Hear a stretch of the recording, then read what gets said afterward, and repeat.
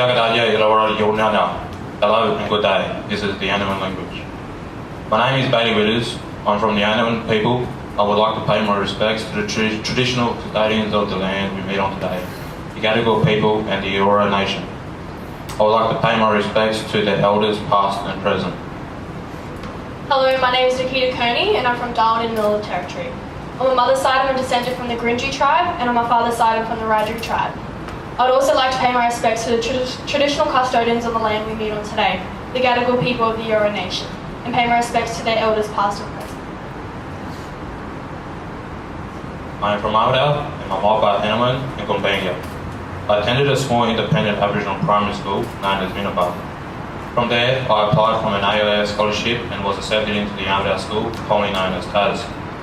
Although Armadale is my hometown, attending boarding was a challenge. That was my first time being actually away from my family, because I was a mummy's boy and probably still am. As I was dropped off from my mother, I was ready for the challenge that was laid ahead of me. From there on, I was sucked into many activities that got me my mind off homesickness. Everything from rugby, cadets, boarding house activities, and getting a bit of strife with mates.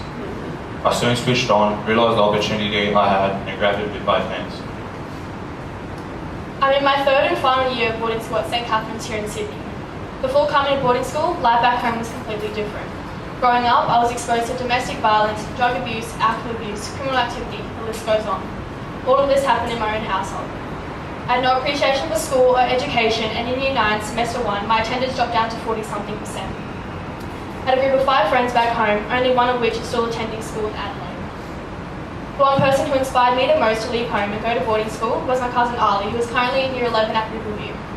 Despite all the struggles he faced leaving home, he still managed to be an influential role model. The first 4 weeks of boarding school, I cried every single night, and there wasn't one night I didn't call my mum and beg to come home. After a million and one excuses for me to come home, my mum did not give up on me and has supported and encouraged me every step of the way. As the weeks went by, it started to get easier as I made friends in the boarding house. Friends I now consider my sisters. As I got used to being surrounded by unfamiliar people and unfamiliar surroundings, I started to get stuck into school and extracurricular activities. I became a leader in the cadet program, and along with attending the AIEF Work Experience program, I decided to set my sights on joining the Army. After having interviews and youth sessions with the AIEF, I have been recommended to join the Army. I look forward to pursuing this dream and starting my career in the Army next year. AIEF has made me appreciate and value education so much more than I ever imagined. This opportunity has made me a stronger person and has greatly increased my confidence. This time 3 years ago, I would have been standing on the stage crying from stage fright. I've achieved so many things over the past 3 years, which include gaining leadership roles such as House Official in 2015 and 16, and now as a Prefect in 2017.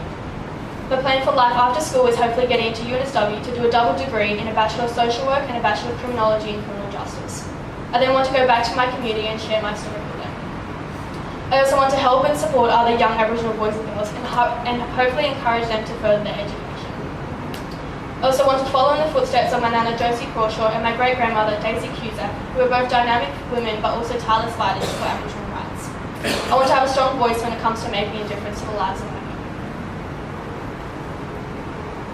I'd like to thank a few for their help and guidance over the years, especially all the AIEF staff, especially Keith Weeks and Tamara Salamanca.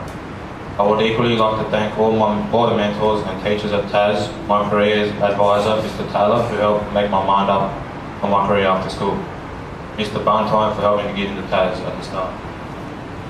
On behalf of every AIF student, I would like to say thank you to the Australian Indigenous Education Foundation for providing all of us with this amazing experience. I'm 110% positive that we have all greatly benefited from this opportunity. Thank you, AIF, for everything you have done for us and the amount of support you have provided to us. We truly wouldn't have done it without you. I'd like to say thank you to my mentor Gail for her guidance over the past 3 years. I'd like to say thank you to the most supportive people in my life, my mum and my nana. And last but not least, I'd like to say a big thank you to Mrs. Blomfield, also known as Auntie Balong, who is the Aboriginal Coordinator at St. Cass. I wouldn't have made it as far as I have without her support and care. Thank you so much for all of the hours you spent outside of school, looking after all of us mad black kids. You truly are like our mother away from home. I'd like to give extra thanks to my first housemaster, Mr. Doherty, who gave me a great piece of advice. I'd like to pass this piece of advice to my fellow graduates. Just be an honest man, because if you're honest with yourself, you'll be honest with everyone else, which will allow you to be respectful and be able to receive respect. I would like to say good luck to everyone who has exams approaching. I know we've all put in a lot of time and effort to get to this point. You should all be proud of yourselves, as I know your families and everyone else in this room is. My message to all of you is to never give up. It's now time for all of us to become a role model for the next young Aboriginal kids and to give them the support and encouragement that we have been so lucky to have. And like Nelson Mandela said, education is the most powerful weapon which can be used to change the world. Thank you. Thank you.